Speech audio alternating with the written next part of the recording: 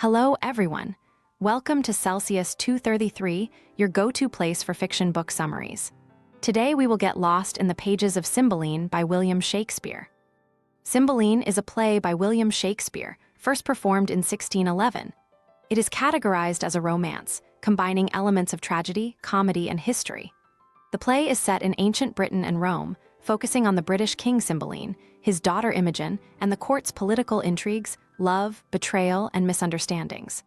Shakespeare explores themes of innocence, jealousy, and reconciliation against the backdrop of a Roman invasion of Britain.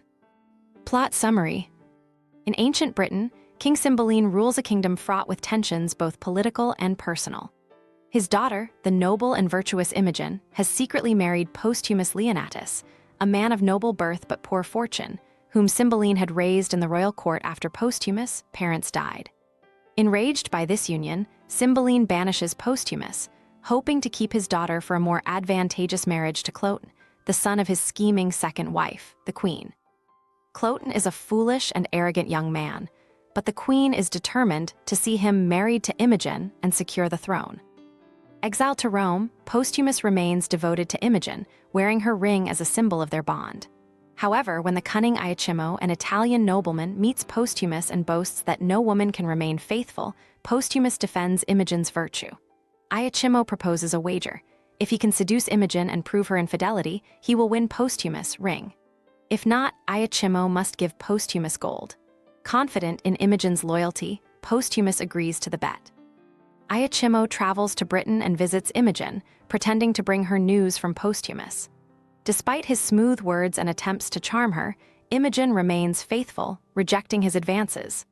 Foiled in his initial plan, Iachimo resorts to deceit. That night, he sneaks into Imogen's bedchamber while she sleeps, noting the intimate details of the room, including a distinctive mole on her body. He steals her bracelet, a gift from Posthumus, and flees back to Rome with what he believes to be proof of her betrayal. Back in Rome, Iachimo presents the bracelet and describes Imogen's bedchamber to Posthumus, who is devastated by the supposed evidence of her infidelity. In his grief and anger, Posthumus sends a letter to Pisanio, his faithful servant, ordering him to kill Imogen as punishment for her disloyalty. Pisanio, however, cannot believe the accusations against his mistress. When Imogen reads the letter, she is horrified, but Pisanio helps her to escape. Together, they devise a plan. Imogen will disguise herself as a boy and travel to Milford Haven, where she hopes to meet Posthumus and explain the truth. Meanwhile, back at Cymbeline's court, tensions escalate as the queen continues to plot, hoping to eliminate both Imogen and Posthumus to secure Cloten's path to the throne. Unbeknownst to Cymbeline, the queen has been secretly gathering poisonous herbs to test on unsuspecting victims, including her stepson Posthumus and her daughter Imogen. She also manipulates Cymbeline into defying Rome by refusing to pay tribute, setting the stage for an impending war with the Roman Empire. As Imogen, now disguised as a young man named Fidel, journeys through the countryside, she stumbles upon a cave where two young men, Gydrius and Arviragus, live with an old man named Belarius. Unbeknownst to Imogen, these young men are actually her long-lost brothers, stolen from Cymbeline's court by Belarius when they were infants. The three offer her hospitality, not realizing her true identity, and Imogen is struck by their nobility despite their rustic lifestyle. Meanwhile, Cloten, furious that Imogen has rejected him, sets out to find her at Milford Haven, wearing Posthumus' clothes in a twisted bid to impersonate him. His arrogance leads him to the same cave where Imogen is staying, and he confronts Gydrius, insulting him and claiming the right to take Imogen as his wife. A fight ensues, and Gydrius kills Cloten, discarding his body. Imogen, still unaware of Cloten's death, becomes ill after unknowingly consuming one of the queen's poisonous concoctions. Believing her dead, her newfound friends lay her next to Cloten's body, which they find dressed in Posthumus' clothes. When she awakens, she is horrified, mistaking Cloten's corpse for that of her husband. Despairing over Posthumus' supposed death, she continues her journey to the Roman camp, where she hopes to serve Caius Lucius, the leader of the Roman forces, as his page. As the Roman army marches towards Britain, war breaks out. Posthumus, now guilt-ridden for ordering Imogen's death and believing her lost, disguises himself as a lowly soldier and fights for Britain. In the chaos of battle, he helps secure a British victory, though Cymbeline attributes their success to divine intervention. After the battle, Posthumus surrenders to the British, hoping to atone for his sins through death.